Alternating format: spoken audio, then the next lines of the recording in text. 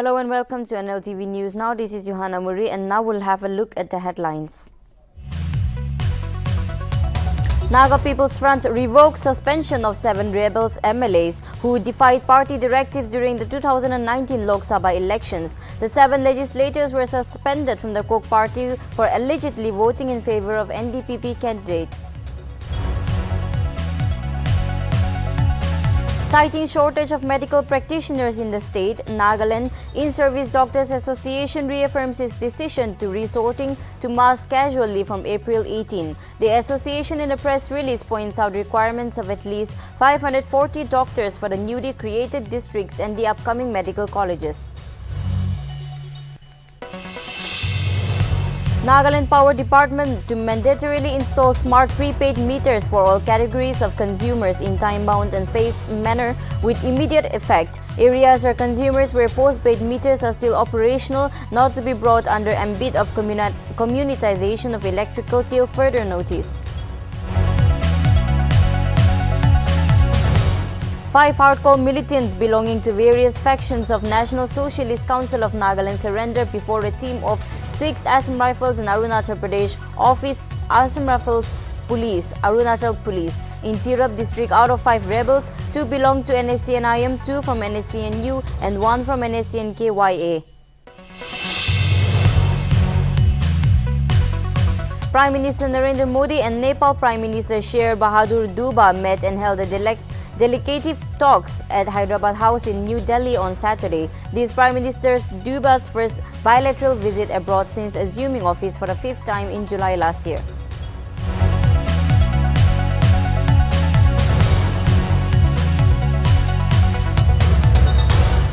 Now the news in details. The Naga People's Front has revoked the suspension of 7 rebel MLAs who had defied party's directive at the 2019 Lok Sabha elections. Notably, the 7 MLAs, namely Pangdeng Ishak Konyak, Kejong Chang, BS Nganglang, Toyang Chang, Thongwang Konyak and CL Jone has voted in favor of NDPP candidate, inviting the party of NDPP leadership. It may be mentioned that at the time the NPF had tied up with the Congress to support KL Chishi, who eventually lost to NDPP's Tokiho Yeptomi by a close margin. The MLAs were subsequently suspended from active members of the party, and disqualifying proceedings were initiated against them in the assembly.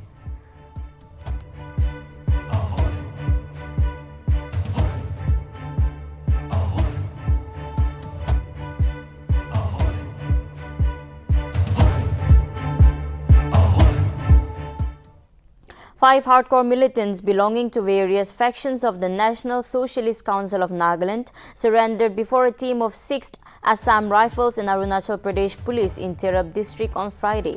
Out of the 5 rebels, 2 belonging to NSCN-IM, 2 from NSCN-U and 1 from NSCN-KYA. The militants deposited 5 pistols and some ammunitions. The Assam Rifles stated that in view of the various successful operations carried out by 6 Assam Rifles and Tirap Police with local support, population, there has been the sharp downfall of insurgent activities in entire Tirap region.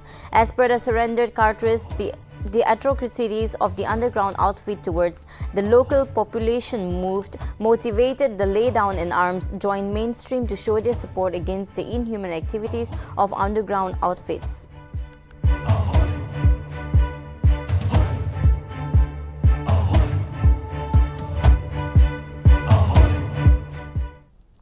Nagaland has taken a sturdy step to make smart prepaid electricity meters mandatory for all. Notably, the government of Nagaland has issued a notification on Friday informing that the Power Department will mandatorily install smart prepaid meters for all categories of consumers in time-bound and phased manner with immediate effect. The department further informed that those areas or consumers where postpaid meters are still operational will not be brought under the ambit of communization of electricity till further orders. Moreover, the state government's order in compliance with the Union Ministry of Power's directive to mandatorily install smart prepaid electricity meters for all categories of consumers.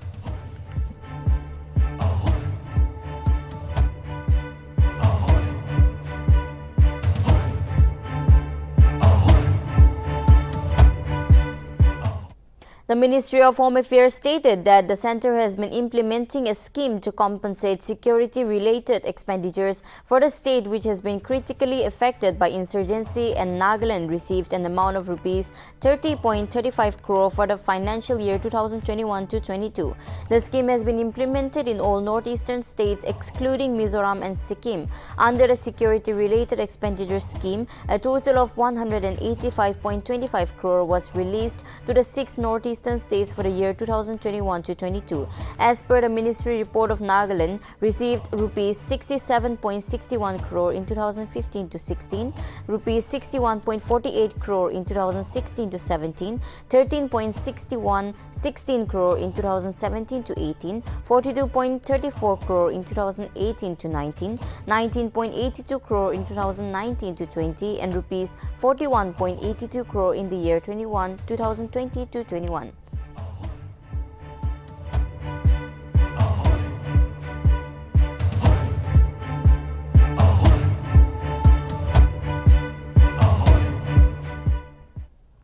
The Nagaland In-Service Doctors Association underlined the shortage of doctors in the state and reaffirmed its decision to restoring of mass casual leave from April 18. The association in a press release pointed out that Nagaland would be required a minimum of 580 more doctors to fulfill the workforce requirements for the newly created districts and the upcoming medical colleges. Notably, a minimum of 80 doctors would be required for the district hospitals and 30 more for the Chief Medical Officer's establishment for the 5 new districts. NIDA further added that at least 248 doctors would be required for the top upcoming medical colleges. It may be mentioned that the one-year deadline of the written assurance from the State Chief Secretary on superannuation of age ends on April 17. Meanwhile, it remained that after the 3-day casual mass leave, all members would assemble at Kohima on April 21 for the next course of action.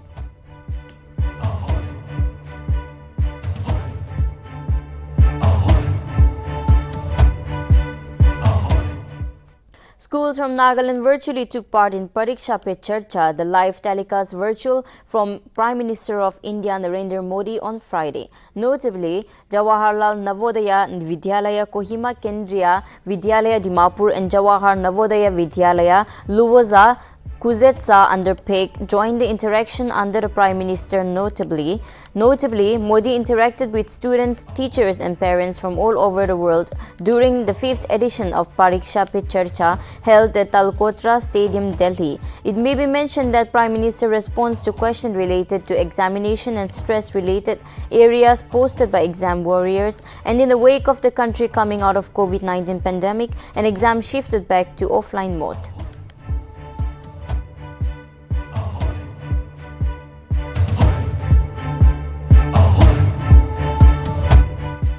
A free anti-rabies vaccination camp will be held at Veterinary Hospital Kohima and near Tinpati Junction on April 4. In this regard, the pet owners in Kohima are invited to take part in the camp and get their pets vaccinated. The camp is scheduled to take place starting from 9 a.m. till 4 p.m.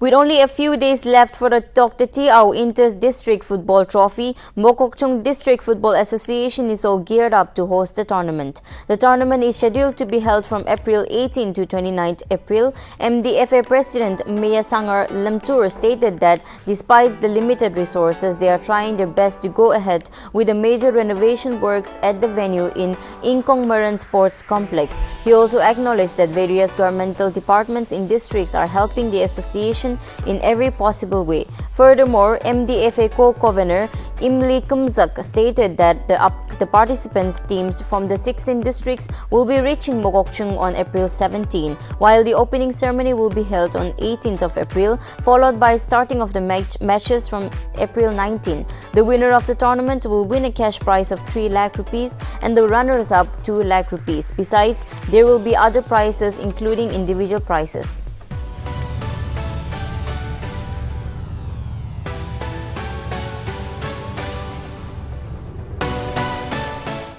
The street vendor market cum extension of community hall at Lower Forest Colony was inaugurated by Advisor of Urban Development and Municipal Affairs Dr. Nikki Saleh Nikki Kire on Thursday. Dr. Nikki, while addressing the gathering, called upon the colony people to continue extending their cooperation and further urged them to take good care of their assets to benefit them. It may be mentioned that the street vendors market is constructed by Urban Development through State Urban Development Agency under Deen Dayal Antyodaya Yojana National Livelihood Mission.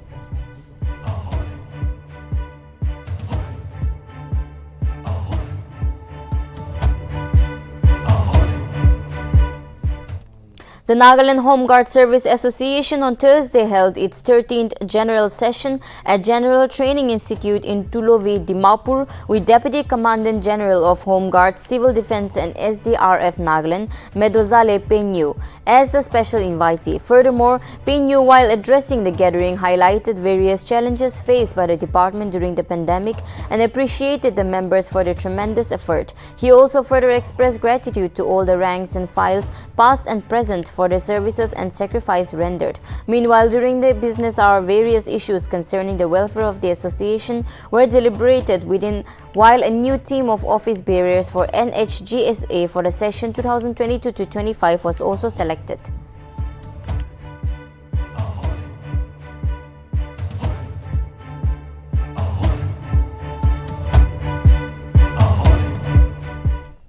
Zonopoto's monthly District Planning and Development Board meeting is all set to be held on April 11. Notably, the meeting will be held at the Conference Hall of Deputy Commissioner's Office in Zonopoto.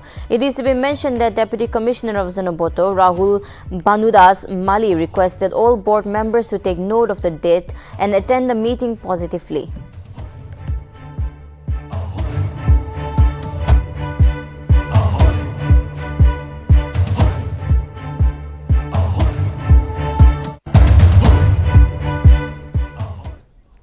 A two-day inter-school sport meet under the theme Empowerment Through Sports was held at Atibang on March 30 to 31. Notably, the meet was organized by District Administration and District Level Center for Women Collaboration with Childline 1098.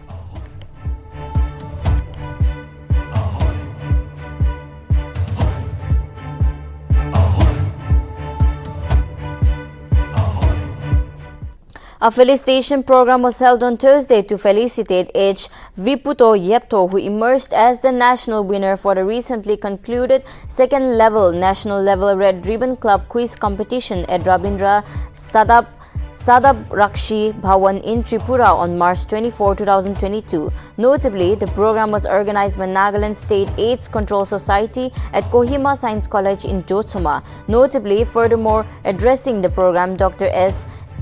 Vikato Kinimi, Director Health Project and NSACS, congratulated the winner for bringing laurels to the state, in particular, and the Northeast to the whole, and the eastern region of India in general by winning the prestigious second-level Quiz RRC quiz competition. It may be mentioned that during the felicitation, Yepto received a certificate and a cash prize of 1 lakh.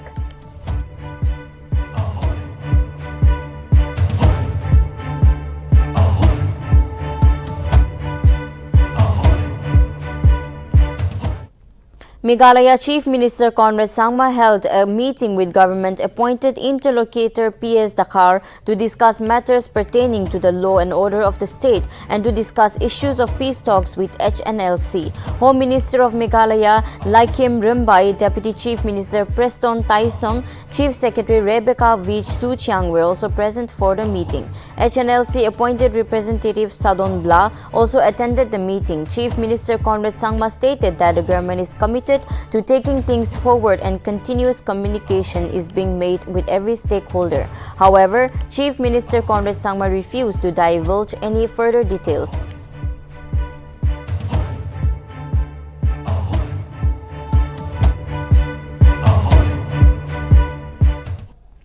On the occasion of Gudi Patwa, Navre Poshte, Cheti Chand and Ugati, Prime Minister Narendra Modi on Saturday extended greetings on the traditional India New Year, wishing people happiness and good health. On the occasion, Modi tweeted greetings to Gudi Patwa. He wrote that he wished everyone's happiness and good health for this year. While on another post, he wrote, Navra Poshte, wishing you all a happy and filled healthy New Year. Meanwhile, extending greetings to Cheti Chand, he said, best wishes on the auspicious occasion of Cheti Chand. Furthermore, extending greetings on Ugati, he wished that the upcoming year is marked with lots of joy and prosperity.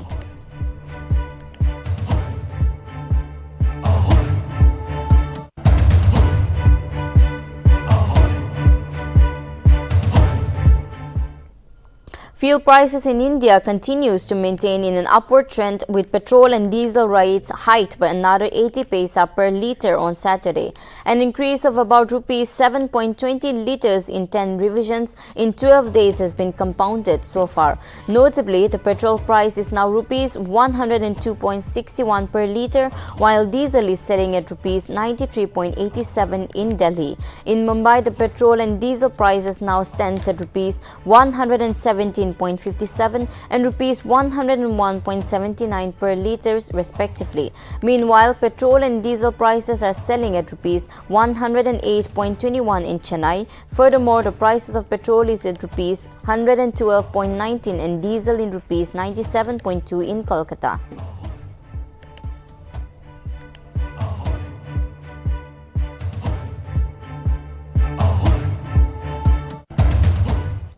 Prime Minister of India and his Nepal counterpart Sher Bahadur Deuba met and held delegative-level talks at Hyderabad House in New Delhi on Saturday at Hyderabad House today.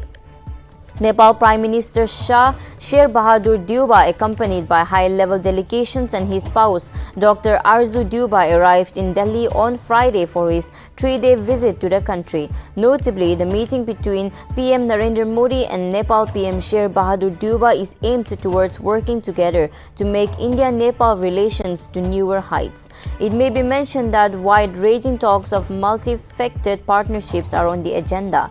On the other hand, National Security Advisor Ajit Doval and External Ministers S. Jaishankar are also expected to call on the veteran Nepal Congress leader. It may be mentioned that this is Deuba's first bilateral visit since assuming office in July 2021.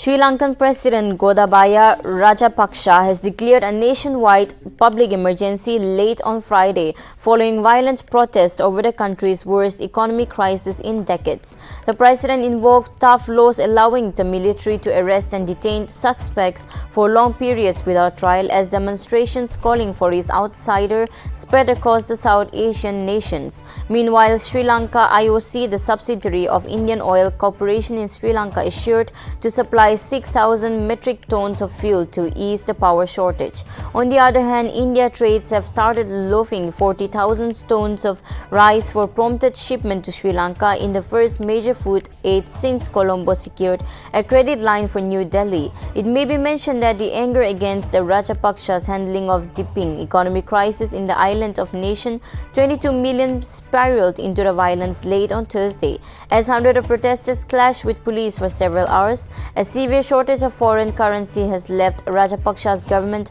unable to pay for essential imports, including fuel, leading to deliberating power cuts lasting for 13 hours.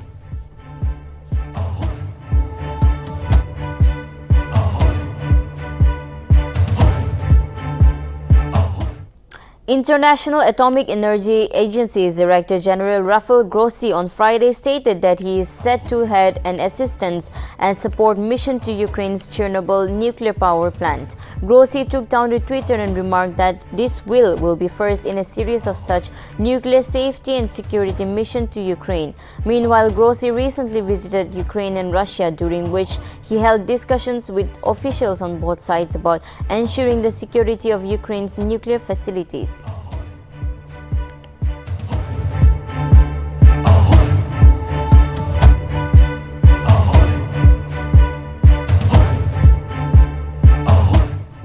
Kolkata Knight Riders recovered from an early top-order collapse to beat Punjab Kings by 6 wickets in Match 8 of India's Premier League 2022 at the Wankhede Stadium in Mumbai. Kolkata Knight Riders won toss and decided to bowl first. Earlier, KKR opting to bowl first. Pacer Umeshi Yadav took 4 for 23 to help Kolkata Knight Riders bowl out Punjab Kings for 137 regular wickets, hampered the process for Punjab, and they were in 18.2 overs in. In the second innings, Kolkata Knight Riders relieved from a middle over shutter as Andre Russell muscled 7 sixes in his unbeaten 31 ball, 70 to finish 138 chase in just 14.3 overs. Umesh Yadav was awarded the player of the match.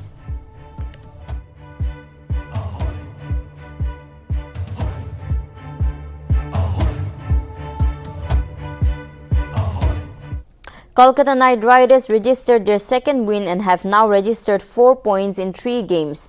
KKR sit at the top of the table, followed by Rajasthan Royals in second, Delhi Capitals in third, and Gujarat Titans in fourth. Lucknow Super Giants took the 5th spot, followed by Royal Challenger Bangalore in 6th and PBKS in 7th. Andre Russell leads the IPL Orange Cap with 95 runs in 3 matches.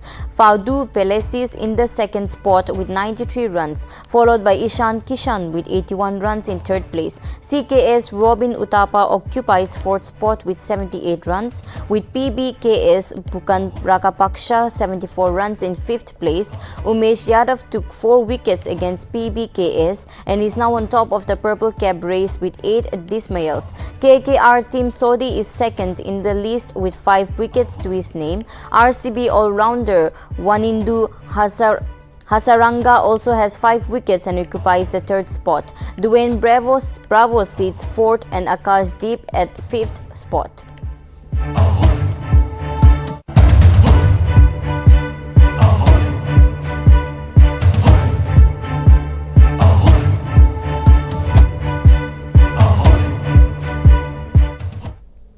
That is all for now. Thank you so much for tuning in. For more updates, keep watching Nagaland TV.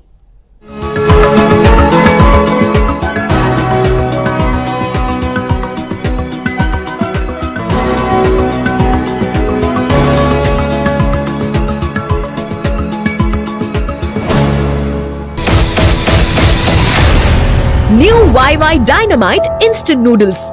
It's extra spicy. Taste that will blow your mind. Itu teng to nipko touch brand laka hua nai hule aji